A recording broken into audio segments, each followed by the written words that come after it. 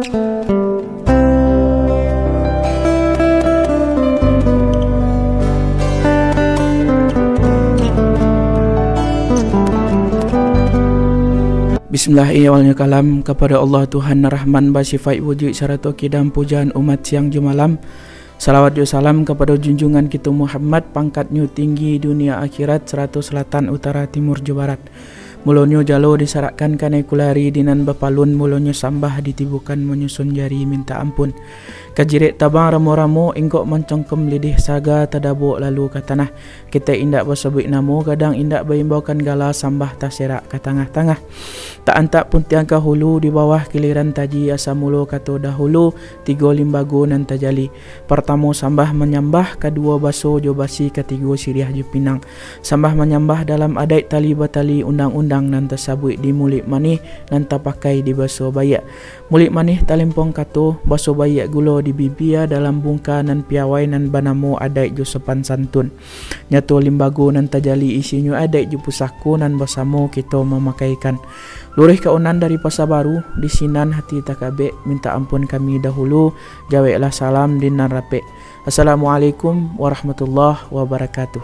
Dunsana Sulah Bendang Project, dimanapun berada, alhamdulillah berjumpa kembali kita di channel Sulah Bendang ini, channel yang akan membangun generasi muda Minangkabau agar lebih memahami lagi tentang adat dan budayanya sendiri. Menyambung pembahasan kita dari video-video kita sebelumnya, Dunsana, pembahasan kita kali ini sangat membutuhkan perhatian daripada Dunsana semuanya, maka dari itu kita akan langsung membahasnya di Balai Naranda.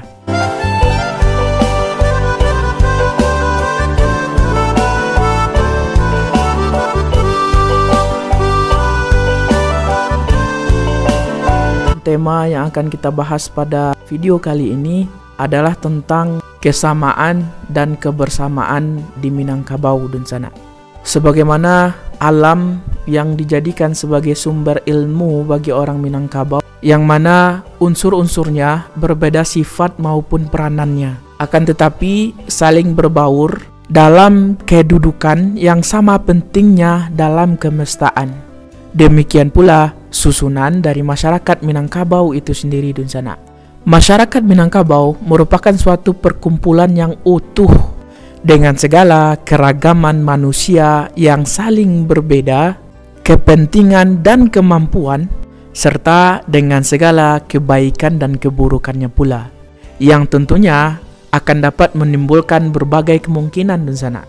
Akan tetapi tidaklah sampai melenyapkan antar sesamanya. Masyarakat Minangkabau di sana mempunyai motivasi yang sangat tinggi untuk menciptakan lingkungan yang harmonis dengan memelihara harga diri yang tidak terkalahkan atau tidak terendahkan agar tidak menjadi bahan malu bagi diri pribadi maupun masyarakat. Untuk itu, orang Minangkabau berkompetisi dalam lingkaran harmoni masyarakatnya. Orang Minangkabau membentuk kekeluargaan itu dari ikatan perkawinan di sana, tetapi tetap mempertahankan eksistensi pribadi dalam kaumnya masing-masing. Seorang laki-laki di Minangkabau itu mempunyai kekuasaan dan kekuatan, akan tetapi tidak memiliki hak atas harta dan keturunan. Orang Minangkabau juga hidup berkampung-kampung, tetapi membelah diri dengan menjadikannya bersuku-suku di sana. Orang Minangkabau itu tinggal bersama di dalam rumah gadang, akan tetapi mereka hidup dengan berbilik-bilik. Orang Minangkabau juga punya kebanggaan terhadap kaum yang cukup fanatik, tetapi tidak membesarkan dirinya untuk bisa mengalahkan orang lain. Bertolak dari pola itu di sana, orang Minang itu hidup senantiasa berusaha dan berjuang menghadirkan dirinya sendiri sesuai dengan tingkatan yang ada.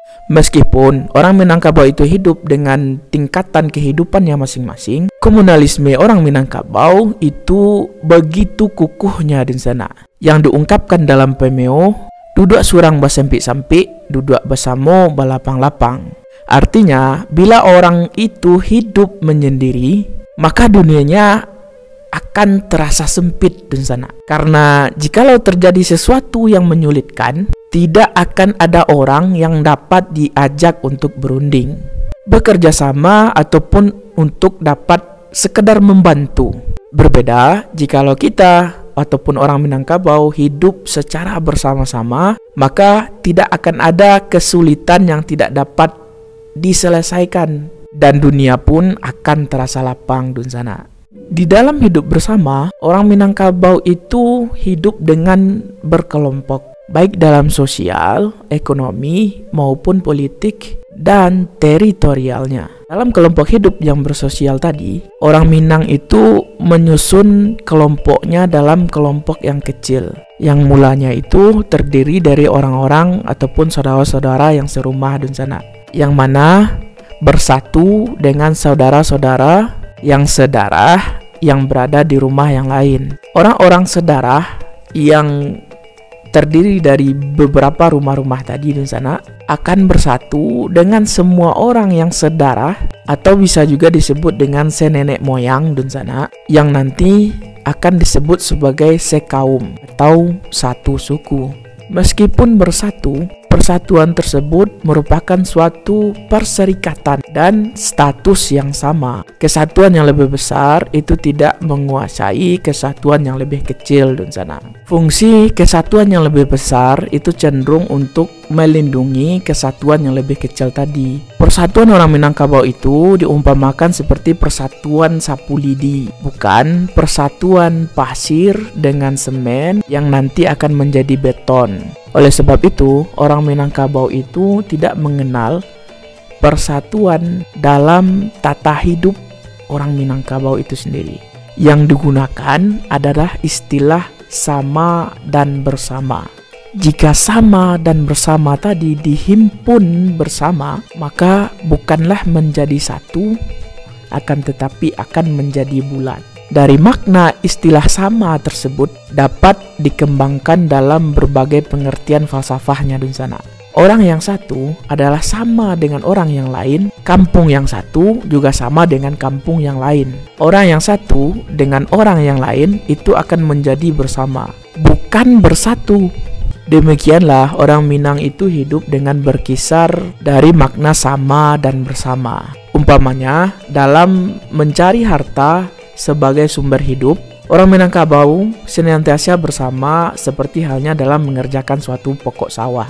Walaupun tempat bekerjanya itu terpisah, sehingga orang Minangkabau tadi tidak dapat bekerja sama, akan tetapi tetap diartikan dengan sama-sama bekerja atau sama-sama mencari harta. Pengertian keduanya adalah bersifat esensial di sana. Jika dilihat dari falsafah alam Minangkabau, disebabkan oleh harta yang digarap secara bersama atau yang sama-sama dicari itu pada hakikatnya untuk keperluan kerabat sedarah tadi di sana, bukanlah untuk diri dari orang Minangkabau itu secara pribadi. Selain dari tata ekonomi orang Minangkabau itu yang bersifat komunalistis, sistem penggarapannya pun terjadi secara bersama-sama di sana, yang disebut dengan bajulo-julo. Demikian pula dengan harta benda lainnya seperti sawah dan ladang serta rumahnya itu merupakan milik bersama. Sebagaimana lazimnya penduduk agraris di sana, yang mana hidup